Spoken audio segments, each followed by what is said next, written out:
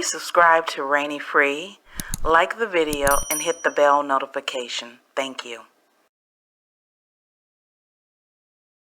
Black farmers. And this is not a new fight, as you know, Tiffany. This is a 30-year-old request from myself and other Black farmers asking for debt relief.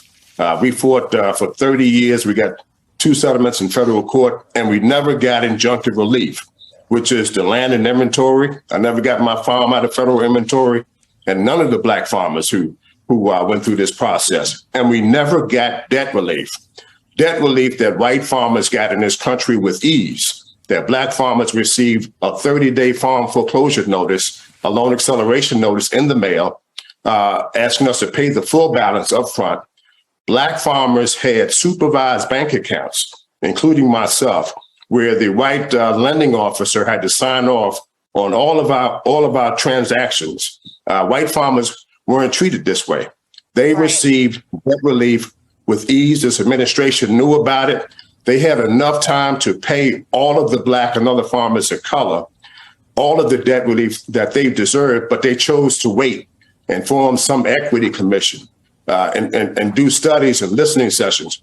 We don't need those things now at the worst economic times in history for America's farmers. $5 diesel fuel prices, $1,200 a ton for fertilizer. And I'm sitting here begging an administration for help that helps other foreign countries. In this case, in the war with Ukraine, they received $250 million in aid, which includes seed, equipment, things I've been asking for the Black farmers for 3 decades. And my own country didn't help us, but they made those things readily available for farmers in a foreign country. I don't know if you're aware of the Black farmers' issues in this country, but you should be, because it really ties into our history of 40 acres and a mule, basically. Right now, there's a family called the Mallerys out in Colorado Springs, Colorado, who basically, I think they have about 1,000 acres of land, and they basically have been harassed from their animals being deleted, so to speak, racial slurs, dogs released on them. And the most recent thing that you got to see is that the owner of Freedom Acres, Mr. Mallery, was just arrested for what I don't know. And clearly when you see the arrest, you know, because he goes peacefully and his wife is standing there by his side trying to be as strong as she can and get as much information to bail him out, that obviously there's an issue there, and it's very racial. If they don't want to give us reparations, they don't want to give us 40 acres and a mule, when we work hard enough to get our own resources to buy 1,000 acres, such as the Mallery has done, then somehow it's always an issue. And yet African Americans still do not have any stop hate bills. And these reasons right here, the Mallerys are an example of why we need a stop hate bill. The Asian community has one. The Biden administration put that in place almost as soon as they got into office, and then tried to pretend like the primary perpetrator of Asian hate were Black people, when in fact it's not. It's white men mainly. And I think the white guy that shot up all the places in Atlanta area, the massage parlors that were all Asian owned, pretty much demonstrated that and killed that entire idea. But I want you to listen in to what happened here recently. I think he just got arrested a few days ago, if I'm not mistaken. But nonetheless, he got arrested. Clearly, they're harassing him. Clearly, they don't want him to own this land. And Colorado really just doesn't have a great reputation when it comes to race relations. Take a listen in, leave your comments, your thoughts, share, subscribe. Thank you. Please make the call. Gerhardt's goons are at it again. Gerhardt's goons are at it again. Farming while Black in America. Farming while Black in America.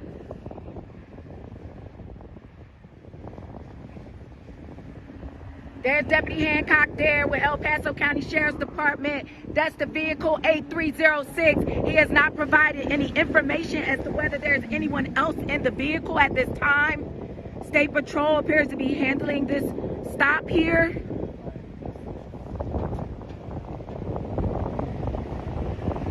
Are you okay? You okay? A state patrol, where are you guys taking him? So because of the warrant, he's Okay. going to go to El Paso County CJC, the Criminal Justice Detention Center. Okay. Yeah. And where is that located? So that's on El Paso, South Las Vegas. Okay. Yep. So he's going to be going in there. He'll be processed. Okay. There is a bond on the warrant. What's so the he can bond? Bond out. I believe it's $2,000. Okay, can I give him that cash now to take with him? What, can I give it to you to give to him? No, because that'll just end up in the system. So it's just better you hold on to it. Okay. And then bond him out. So, okay. Yeah. And then he's going to El Paso County CJC. Yep. Thank you so much. Do you have a That's card by chance? I do. Okay. I do. I can give you the other trooper's name also. Actually, Okay. my cards are in my car. Okay. All right. If you could get that for me just so we know. Everybody, we're still live here. And can I get your name real quick? Nicole. Nicole? Mhm. Same last name? Correct. Okay. Let's flood these sheriff's lines to make sure that Courtney Mallery is not harmed while he is in custody. Deputy Hancock has given us his name. He has refused to tell us if anyone else is in the vehicle. This is a result of Gerhardt's goons. Goons. Gerhardt needs to get a lie detector test today. He's a liar. He's a racist. He's been fired before from the sheriff's office for lying and stealing files. Put him on the Brady list. Deputy Hancock, I know you don't like dirty cops either.